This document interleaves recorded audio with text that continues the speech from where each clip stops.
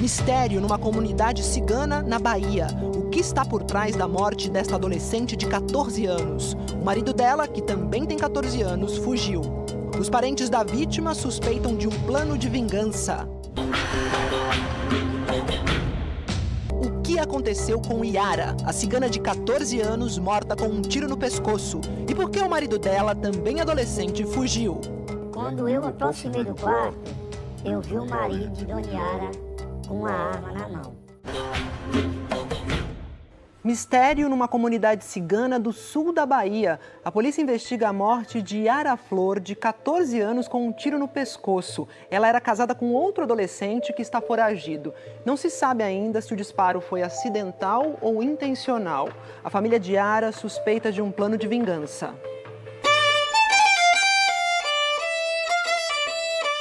No altar, 2 adolescentes de 14 anos. A cerimônia, realizada como manda a tradição cigana, foi autorizada pelas famílias e lotou a igreja matriz de Guaratinga, no sul da Bahia, no dia 20 de maio. Foram 3 dias de festa. Depois do casamento, os adolescentes vieram morar nesta casa, ao lado da casa dos pais do marido. E foi aqui que aconteceu a tragédia. Este vídeo, obtido com exclusividade pelo Fantástico, mostra a movimentação no começo da tarde do dia 6 de julho.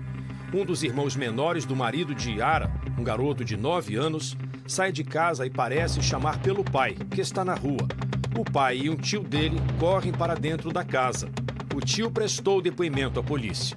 Quando eu aproximei do quarto, eu vi o marido de Dona Yara com uma arma na mão, tentando arrancar o carregador da arma na mão dele ainda. E ela estava onde? Ela estava caída no chão, sangrando pela boca e o nariz. É a única testemunha que disse ter visto o marido com a arma com a mão. A arma foi encontrada dentro da casa onde Yara morava com o marido. Segundo a polícia, não era registrada e ainda não se sabe a quem ela pertencia. O vídeo mostra ainda que 3 minutos após o disparo, a caminhonete de um vizinho, que também é cigano, entra na garagem da casa e 2 minutos depois leva Yara para o hospital. Ela morre em seguida. O laudo da perícia afirma que o tiro foi feito por alguém a no máximo 25 centímetros de distância. A bala que entrou pelo pescoço ficou alojada em uma vértebra cervical. O marido de Yara aparece nas imagens logo depois que a caminhonete onde ela foi colocada sai para o hospital.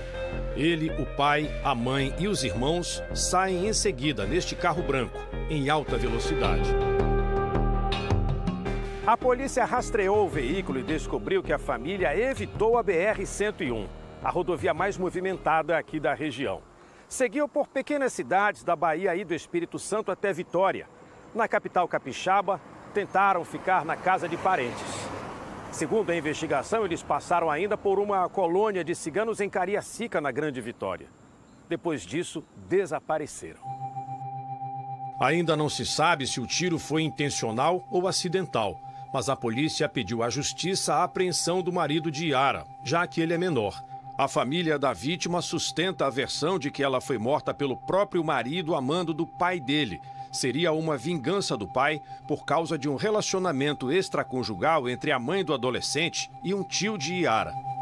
Para a gente, com olhares da nossa cultura, a gente não vê isso como motivação. Mas a cultura cigana é diferente, eles têm outras tradições, eles encontram motivações diferentes das nossas. Então não é impossível que isso realmente tenha acontecido.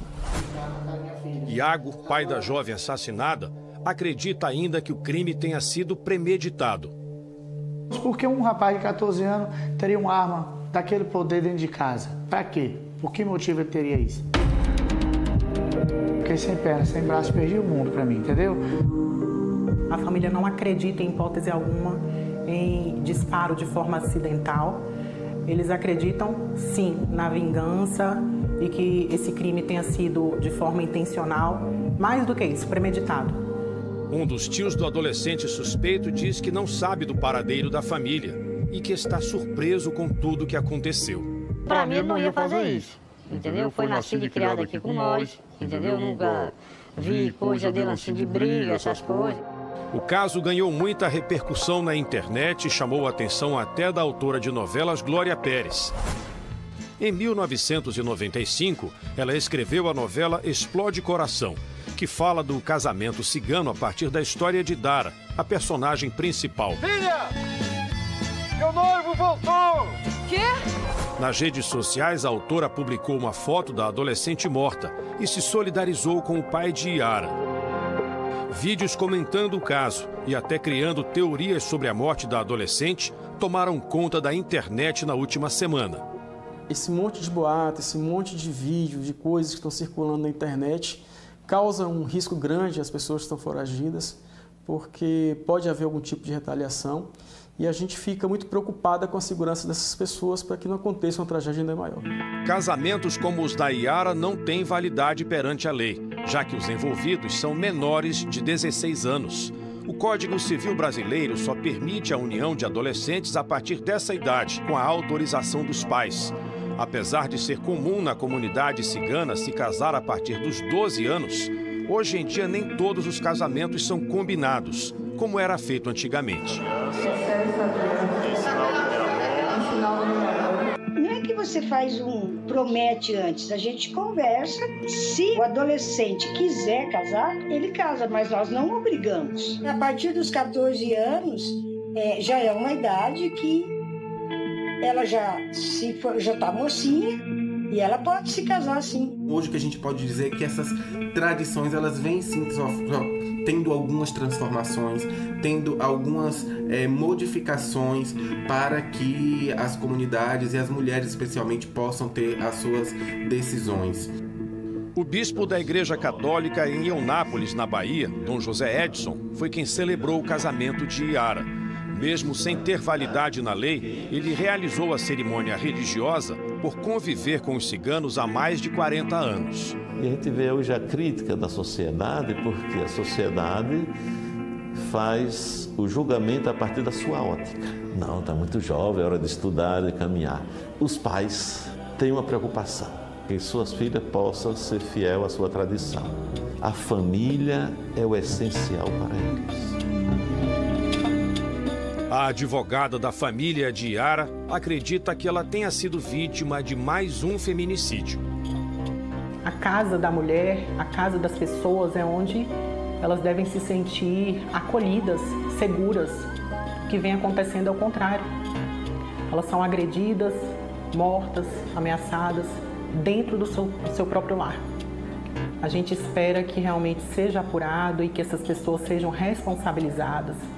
Nós, ciganos, somos um povo muito perseguido. O racismo é muito forte sobre nós. E quem cometeu o delito não foi a etnia, foi um indivíduo. E que a justiça seja feita, a justiça dos homens, com o indivíduo, não com a etnia inteira. Não foi os ciganos, foi uma pessoa.